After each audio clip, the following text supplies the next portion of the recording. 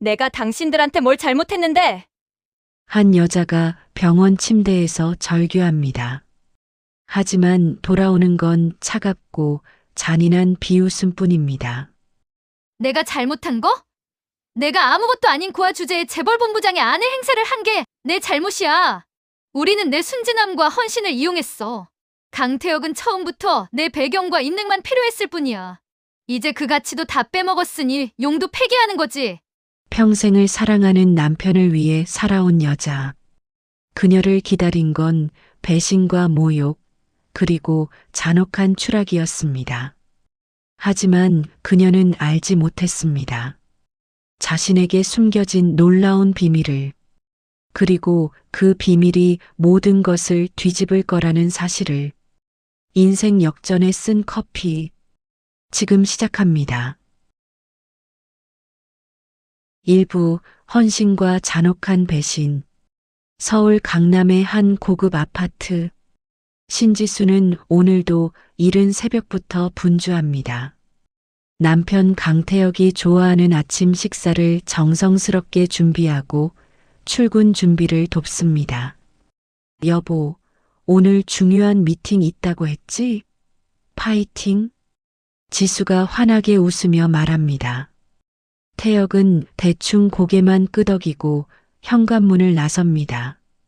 지수는 그런 남편의 뒷모습을 바라보며 작은 한숨을 쉽니다. 그녀는 항상 이렇게 살아왔습니다.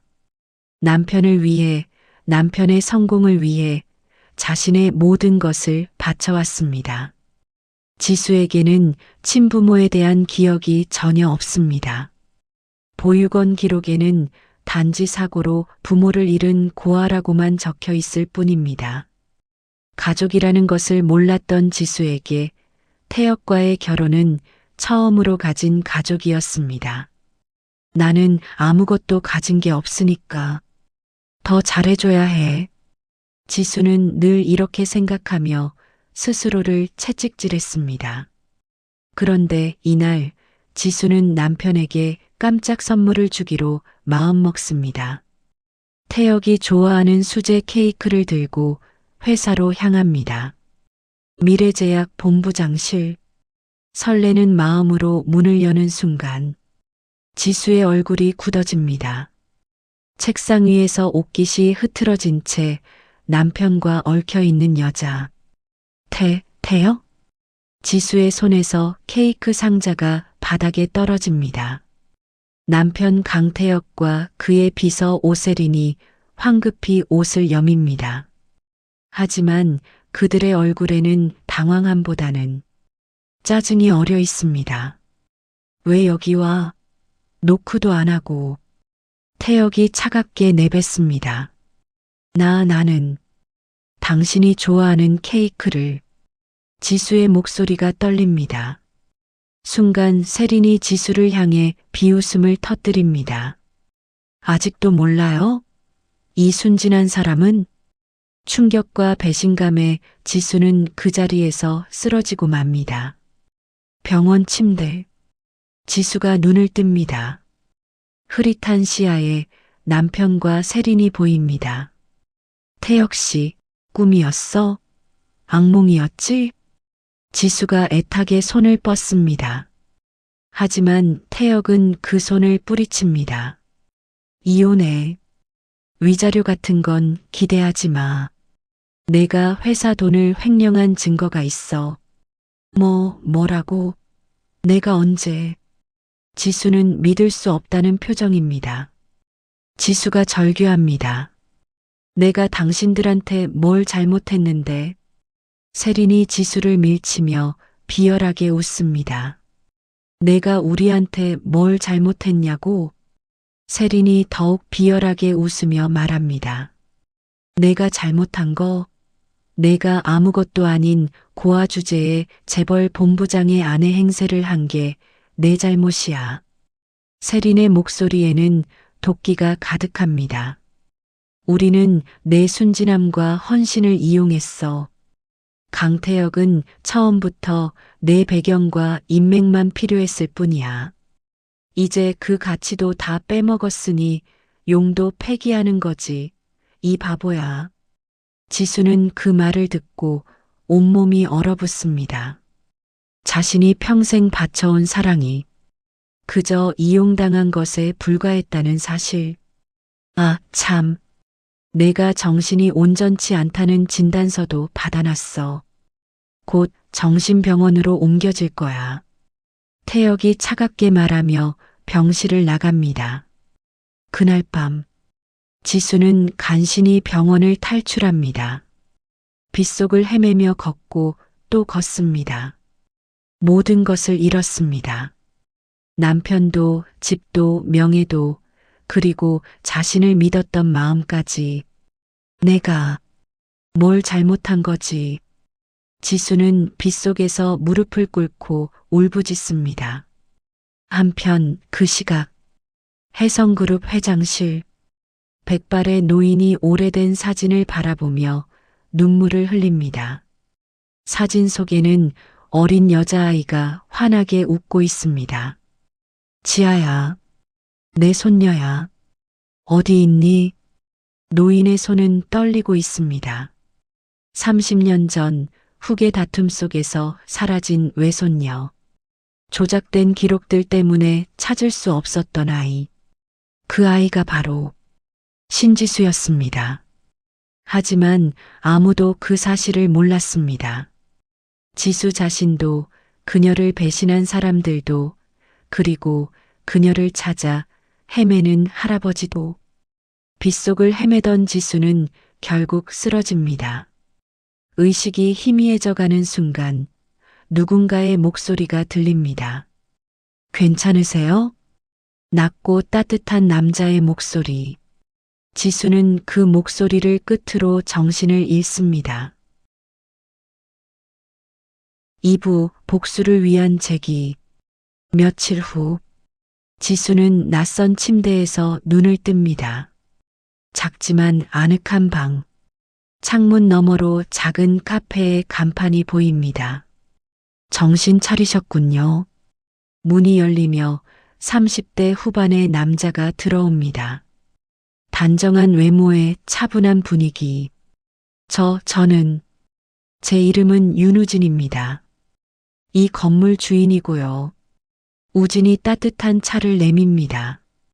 빗속에 쓰러져 계셔서 일단 이곳으로 모셨습니다. 병원에 가시겠어요? 지수는 고개를 젓습니다. 병원에 가면 또 그들이 찾아올 것입니다. 그럼 일자리가 필요하시면 아래 카페에서 일하실 수 있습니다. 우진의 제안에 지수는 고개를 끄덕입니다. 갈 곳도 의지할 곳도 없는 그녀에게는 이것만이 유일한 선택지였습니다. 지수는 작은 카페에서 일하기 시작합니다. 커피를 내리고 손님들을 맞이하고 설거지를 합니다. 평범한 일상이지만 그녀의 마음속은 여전히 배신의 상처로 가득합니다. 어느 날 저녁, 손님이 모두 떠나고 지수 혼자 정리를 하고 있을 때 우진이 다가옵니다. 신지수 씨, 우리 얘기 좀 할까요? 지수가 놀라 우진을 바라봅니다. 자신의 이름을 어떻게 아는 걸까? 당황하지 마세요. 제 소개를 다시 해야 할 것 같네요. 우진이 명함을 내밉니다. 청경그룹 부회장 윤우진. 지수의 손이 떨립니다. 재벌 그룹의 후계자가 왜 이런 작은 카페를? 놀라셨죠? 하지만 더 놀라운 사실을 알려드려야 할 것 같습니다. 우진이 오래된 사진 한 장을 꺼냅니다. 사진 속에는 두 명의 여자가 활짝 웃고 있습니다. 왼쪽 분이 제 어머니입니다. 그리고 오른쪽 분은 누구죠?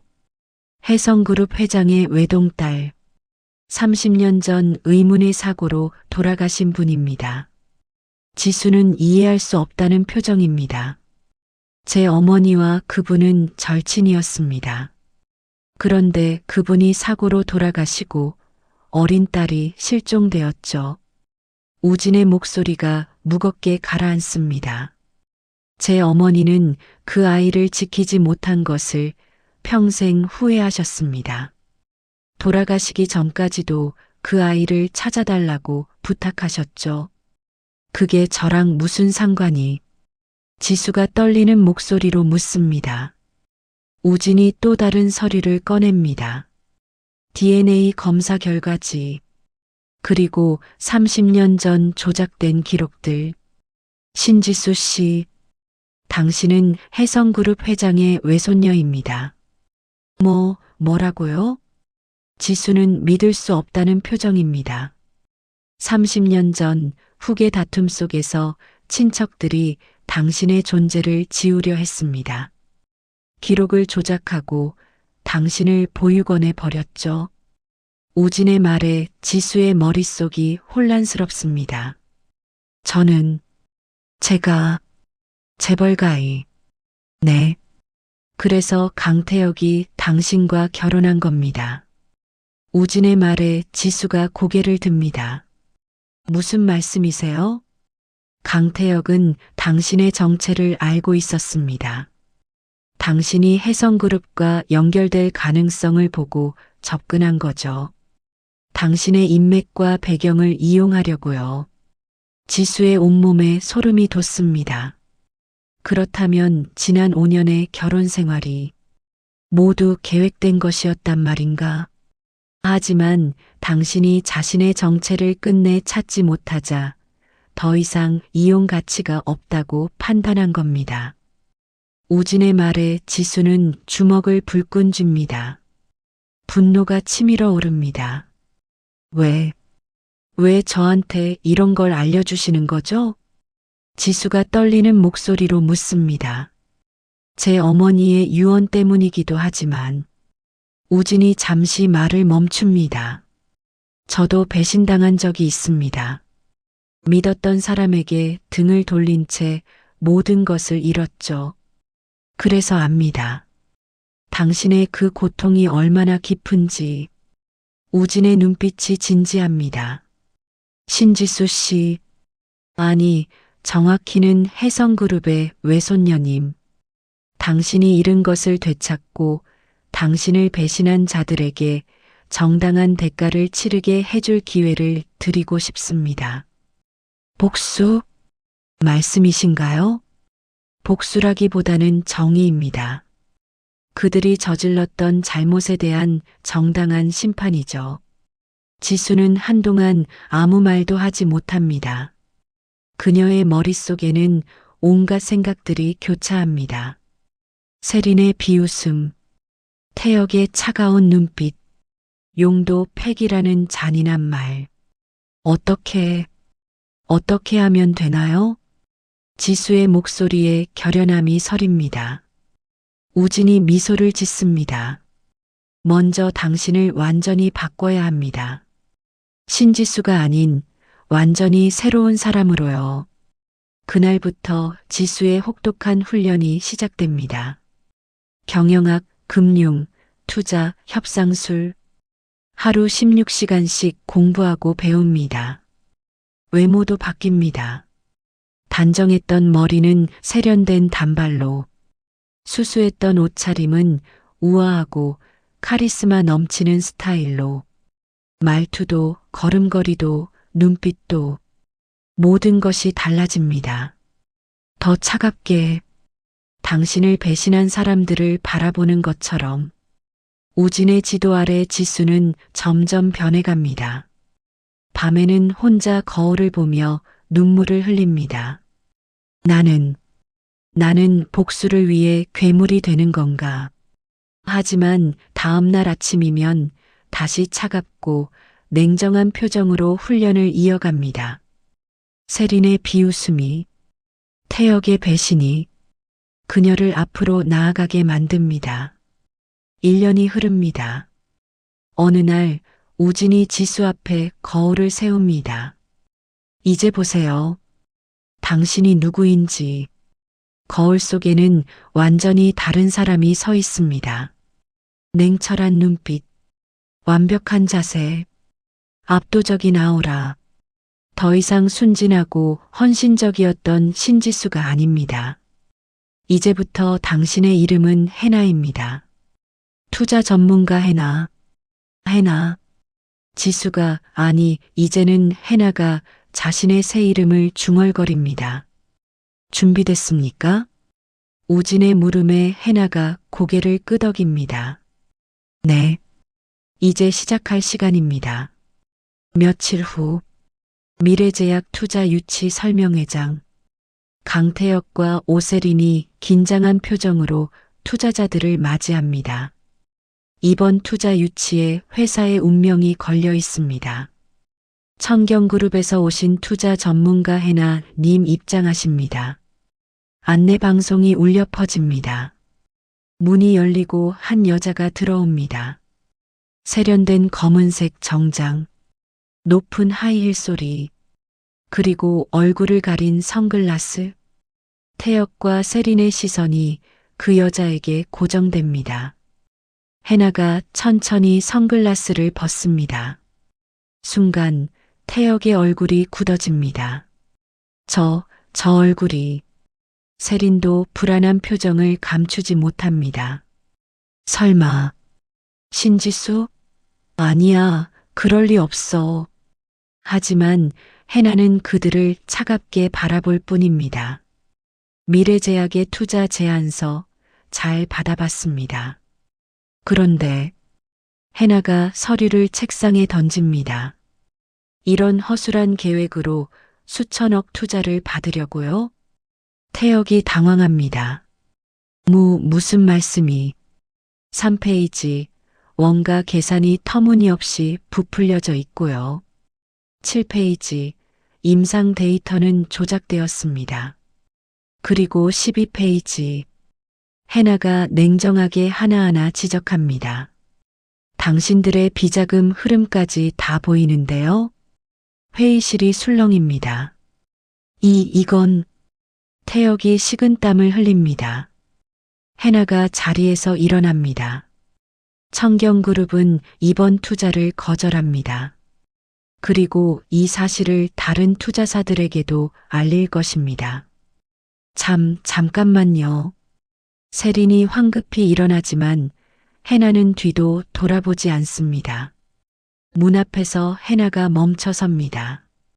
돌아보지 않은 채 차갑게 말합니다. 그리고 강태혁 본부장님. 당신이 버린 것들이 얼마나 값진 것이었는지 곧 깨닫게 될 겁니다. 해나가 떠나고 회의실에는 침묵만이 흐릅니다. 태혁과 세린은 서로를 바라봅니다. 저 여자, 설마. 아니야. 신지수는 정신병원에 있어. 저 여자는 다른 사람이야. 하지만 그들의 목소리에는 확신이 없습니다. 그날 이후 미래제약의 투자 유치는 연달아 실패합니다.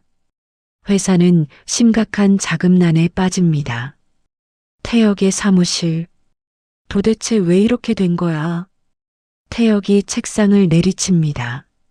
세린도 불안한 표정입니다. 그 해나라는 여자, 우리를 노리고 있는 것 같아. 말도 안 돼. 우리가 그 여자한테 무슨 잘못을 했다고. 바로 그때 태혁의 휴대폰에 문자가 도착합니다. 당신들의 죗값을 치를 시간이 다가오고 있습니다. 해나. 태혁과 세린의 얼굴이 창백해집니다. 한편 카페로 돌아온 해나. 우진이 따뜻한 차를 내밉니다.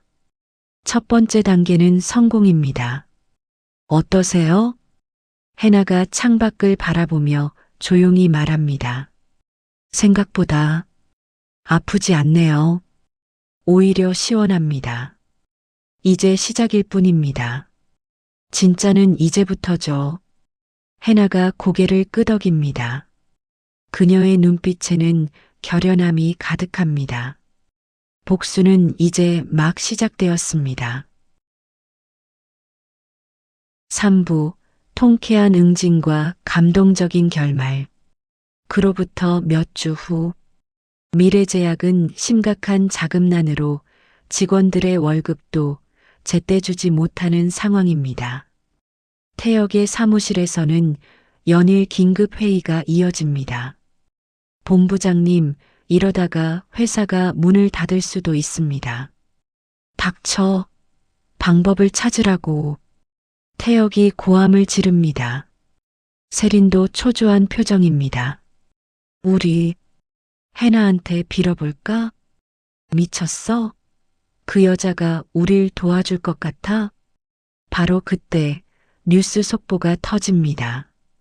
오세린 씨의 과거 불법 의료행위 의혹이 제기되었습니다. 또한 학력 위조 정황도 포착되었는데요. 세린의 얼굴이 새하얗게 질립니다. 어떡해. 이걸 누가. 전 직장에서의 횡령 기록도 발견되었으며 현재 검찰이 수사에 착수했습니다. 뉴스는 계속됩니다. 세린의 과거가 낱낱이 드러납니다. 그녀가 그토록 숨기려 했던 모든 것들이 이게 다 그 해나 때문이야. 분명히 그 여자가. 세린이 히스테리를 부립니다. 진정해. 지금 그게 중요한 게 아니야. 하지만 이미 언론은 세린을 향해 마구잡이로 공격합니다. 며칠 후 세린은 회사에서 해고됩니다. 거리를 걷는 그녀를 사람들이 손가락질합니다. 저 여자 뉴스에 나온 사기꾼 아니야? 역겨워. 저런 게 어떻게 대기업에 있었대? 세린은 고개를 숙인 채 빠르게 걸음을 옮깁니다. 그녀의 휴대폰에 문자가 도착합니다. 2막이 끝났습니다. 이제 3막이 남았네요. 해나. 세린은 분노로 휴대폰을 집어던집니다. 한편 태혁에게도 위기가 찾아옵니다. 회사 감사에서 그의 횡령 정황이 포착된 것입니다. 본부장님, 이건 해명이 안 되는데요. 이건 오해야. 내가 언제. 하지만 증거는 명확합니다. 비자금 조성, 횡령, 그리고 배임. 태혁이 몰래 빼돌린 돈의 흐름이 모두 드러납니다. 그리고 이건 신지수 씨를 강제로 정신병원에 입원시키려 한 증거입니다. 조사관이 서류를 내밉니다. 위조된 진단서, 뇌물을 받은 의사와의 통화 기록, 모든 것이 낱낱이 밝혀집니다. 태혁은 그 자리에서 무너집니다. 이럴 수가. 도대체 누가. 그의 머릿속에 한 얼굴이 스쳐 지나갑니다. 해나. 아니, 신지수. 설마. 정말 그 여자가. 같은 시각. 혜성그룹 회장실. 우진이 백발의 노인 앞에 서류를 내밉니다. 회장님. 드디어 찾았습니다. 정말인가. 내 손녀를. 혜성그룹 회장의 손이 떨립니다. DNA 검사 결과입니다. 99.9% 일치합니다. 30년을 찾아 헤맸는데 노인의 눈에서 눈물이 흐릅니다. 지금 어디 있나? 당장 데려오게. 회장님, 그런데 손녀분께서 먼저 해결하고 싶은 일이 있다고 합니다. 우진이 조심스럽게 말합니다. 무슨 일인가? 우진은 지수가 겪었던 일들을 회장에게 설명합니다. 배신, 모욕, 그리고 잔혹한 추락. 회장의 얼굴이 분노로 일그러집니다. 감히 내 손녀에게. 지금 손녀분께서 직접 정의를 실현하고 계십니다. 조금만 기다려 주십시오. 며칠 후 검찰이 강태혁을 소환합니다. 법정 앞 수많은 기자들이 몰려 있습니다. 강태혁 본부장님, 횡령 혐의 인정하십니까? 신지수 씨를 강제 입원시키려 한 것이 사실입니까? 태혁은 고개를 숙인 채 법정 안으로 들어갑니다. 법정 안. 태혁과 세린이 나란히 피고석에 앉아 있습니다. 그들은 서로를 원망하는 눈빛으로 바라봅니다. 내가 잘하자고 했잖아. 아니야, 내가 먼저 신지수를 버리자고 했어. 그들은 서로에게 책임을 떠넘깁니다. 사랑은커녕 이제 서로를 증오합니다. 증인을 입장시키십시오. 재판장의 목소리가 울려 퍼집니다. 문이 열립니다. 한 여자가 걸어 들어옵니다. 우아한 걸음걸이, 당당한 자세, 태혁과 세린의 눈이 커집니다. 신지수? 아니, 저 여자는 해나가 아니 신지수가 증인석에 섭니다. 그녀는 두 사람을 똑바로 바라봅니다. 더 이상 눈물도 애원도 없습니다. 증인, 신원을 밝혀주십시오. 신지수입니다. 그리고 혜성그룹 회장의 외손녀이기도 합니다. 법정이 술렁입니다. 태혁의 얼굴이 새하얗게 질립니다. 그럴 리가. 넌 그냥 고아였잖아. 네, 저도 몰랐습니다. 당신들처럼 비열한 사람들을 만나기 전까지는요. 지수의 목소리는 차갑지만 단단합니다. 증인, 피고인들이 저지른 일들을 증언해 주시겠습니까? 검사가 묻습니다. 지수가 천천히 입을 엽니다. 강태혁은 제가 혜성그룹과 연결될 가능성을 보고 저에게 접근했습니다. 저의 헌신과 순진함을 이용해 자신의 출세 수단으로 삼았죠. 그건 거짓말이야. 나는 널 사랑. 태혁이 소리치지만 재판장이 제지합니다. 피고인은 조용히 하십시오. 지수는 계속 말합니다. 제가 제 정체를 끝내 찾지 못하자 저를 버리기로 결정했습니다. 횡령 누명을 씌우고 정신병원에 강제로 입원시키려 했습니다. 지수의 목소리가 떨립니다. 하지만 눈물은 흘리지 않습니다. 오세리는 저를 모욕했습니다. 제가 평생 바쳐온 사랑을 비웃었고 저를 용도 폐기라고 표현했습니다. 세린이 고개를 떨구고 있습니다. 그 과정에서 제가 느꼈던 고통은 말로 표현할 수 없습니다. 잠시 침묵이 흐릅니다. 지수가 두 사람을 똑바로 바라봅니다. 하지만 그 지옥이 저를 여기까지 오게 만들었습니다. 지수의 목소리에 힘이 실립니다. 당신들의 탐욕과 잔혹함이 결국 당신들을 무너뜨렸습니다. 이것이 바로 정의입니다. 법정안이 고요합니다. 당신들이 저에게 준 고통에 대한 대가를 치를 시간입니다. 재판은 며칠간 계속됩니다. 증거는 명확합니다. 태혁의 횡령, 비자금 조성, 강제 입원 시도, 세린의 불법 의료행위, 학력 위조, 횡령. 모두 유죄입니다. 판결의 날, 피고인 강태혁, 징역 5년을 선고합니다. 피고인 오세린, 징역 3년을 선고합니다. 망치 소리가 울려 퍼집니다. 태혁과 세린은 그 자리에서 무너집니다. 안 돼. 이럴 수가. 제발. 한 번만 용서해줘. 하지만 지수는 그들을 차갑게 바라볼 뿐입니다. 법정을 나서는 지수. 수많은 기자들이 몰려듭니다. 기분이 어떠십니까? 복수를 완성한 심정은. 지수는 잠시 멈춰섭니다. 복수가 아닙니다. 정의입니다. 그리고 조용히 그 자리를 떠납니다. 법정 밖. 우진이 기다리고 있습니다. 수고하셨습니다. 지수가 고개를 끄덕입니다. 이제 할아버지를 만나야겠죠? 회장님께서 기다리고 계십니다. 혜성그룹 회장실. 문이 열리고 지수가 들어섭니다. 백발의 노인이 떨리는 손으로 일어섭니다. 지아야, 내 손녀야. 노인의 목소리가 떨립니다. 할아버지. 지수도 떨리는 목소리로 대답합니다. 노인이 지수를 꽉 끌어안습니다. 30년을 찾아 헤맸단다. 저는 평생 혼자였어요. 지수의 목소리가 터져 나옵니다. 아무도 없었어요. 아무도. 그동안 참았던 눈물이 쏟아집니다.